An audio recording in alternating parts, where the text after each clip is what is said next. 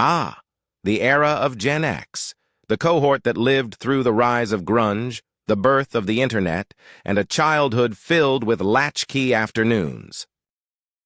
Born between 1965 and 1980, Gen Xers are known for their independent spirit, cultivated in part by being the first generation where both parents often worked outside the home, leaving many to their own after-school devices, literally.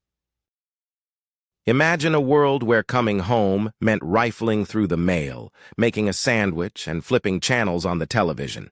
An activity not to be confused with today's seamless streaming, but instead involving a great deal of antenna adjusting and dad's eyebrow raising at the long-distance charges. Enter the world of denim jackets and cassette tapes, where major news events were absorbed during dinner from a small screen box that was more furniture than appliance.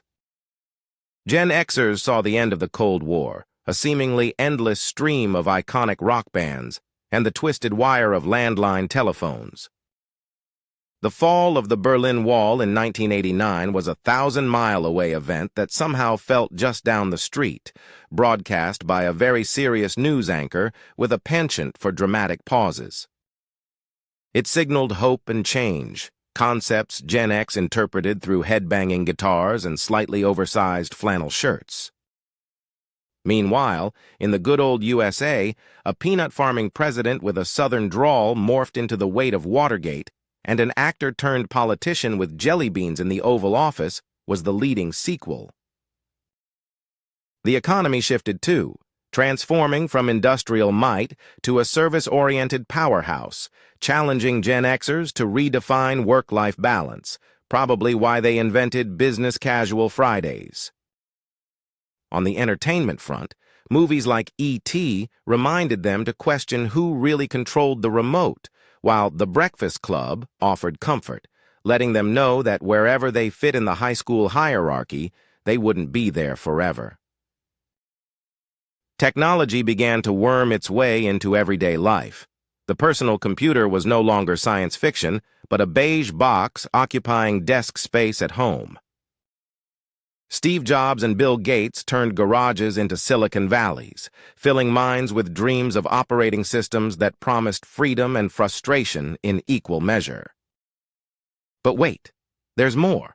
Social changes swung through this generation like first dances at an 8th-grade prom. The women's liberation movement, the racial equality push post-civil rights era, and the emerging environmentalism planted seeds of social awareness in Gen X minds.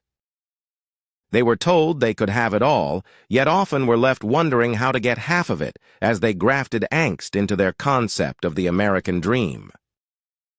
And not to forget the fashion, dear reader, this period wore its ethos on its sleeve, literally. It mixed the glamour of pop rock with alternative rebellion, creating a sartorial symphony of shimmery leg warmers, grungy plaid, and anything sporting the MTV logo.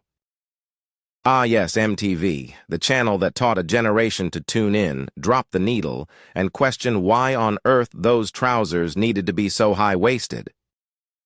So here's to Gen X, the often overlooked middle child of the generational family.